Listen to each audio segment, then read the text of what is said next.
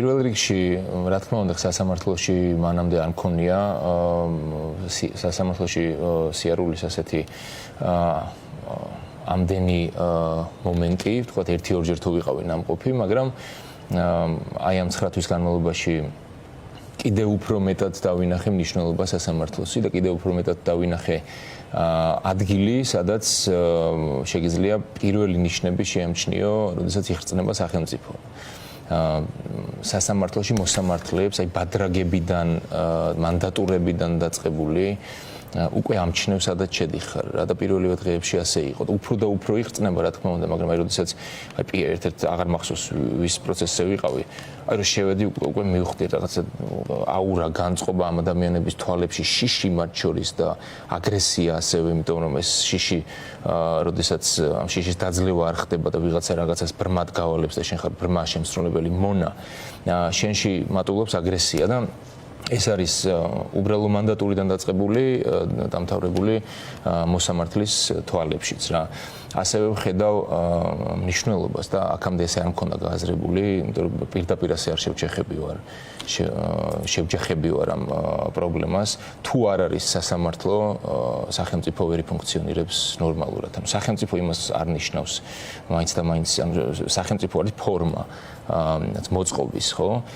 შეიძლება იყოს ცუდი სახელმწიფო, შეიძლება იყოს ძალადობრივი სახელმწიფო, მაგრამ ჩვენ ასეთ სახელმწიფოს ვეძახით ნორმალური მოქალაქეები საქართველოსი, რომლებმაც გამოვიარეთ უმძიმესი პერიოდები, შეიძლება მე კიდე იმდენი არ მაქვს გამოვლილი, რამდენიც ჩემი მშობლების თაობას, ჩვენ ვიცით რა სახელმწიფო, რა სახის სახელმწიფო გვინდა და ჩვენ კონსტიტუციაში გვიწერია, როგორი სახელმწიფოც უნდა გქონდეს. შესაბამისად, აი ამას ვეძახით სახელმწიფოს და როდესაც ჩვენ რასაც ვხედავთ პრინციპში სასამართლოში, აი ეს სიტუაცია გვიდგება და მოცემულობა არის ეს უკვე ავტომატურად ნიშნავს იმას, რომ განგაშის სიგნალია ჩასართავი, დიდი ხანია უკვე და პირველი საიდანაც უნდა დაიწყოს ამ ყველაფრის გამოსწორება, ეს არის სასამართლო. იქნება სასამართლო, სხვა ყველაფერს ეშველება.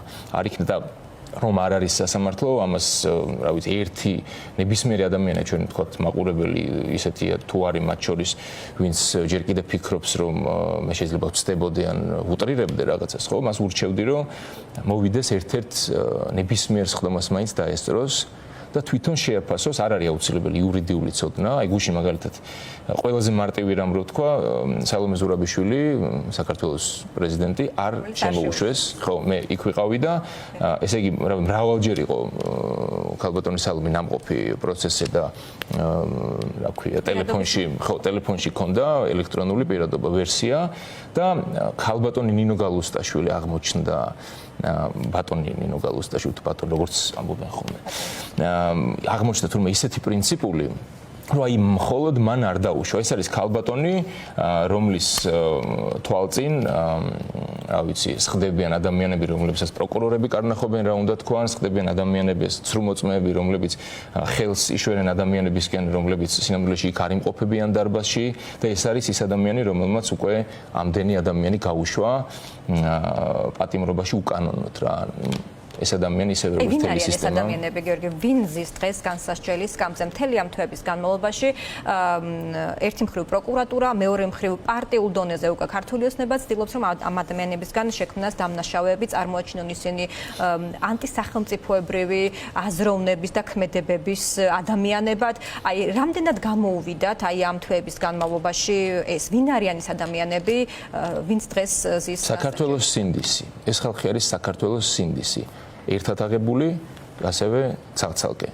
და როდესაც ადამიანი ხდება უსინდისო, კარგავს ღირსებას, ის ებრძვის ღირსებას პირველ რიგში, ის ებრძვის სინდისს, ხო? აი ქართული ოცნება, რომელიც სინდისის და ღირსების ანტიპოდია დღეს, რა თქმა უნდა, ებრძვის სინდისს, სწორედ ამიტომ ყავს ეს ხალხი განსასჯელის სკამზე და აი ასეთი ფორმით ცდილობს, რომ რაღაც გავლენა მოახდინოს და დაამარცხოს, გასრისოს საქართველოს სინდისმა. საქართველოს სინდისი არ გაისრისა, საქართველოს სინდისი არსებობს, დღეს მათ ხედავთ განსასჯელის სკამზე და საქართველოს სინდისი აუცილებლად გათავისუფლდება.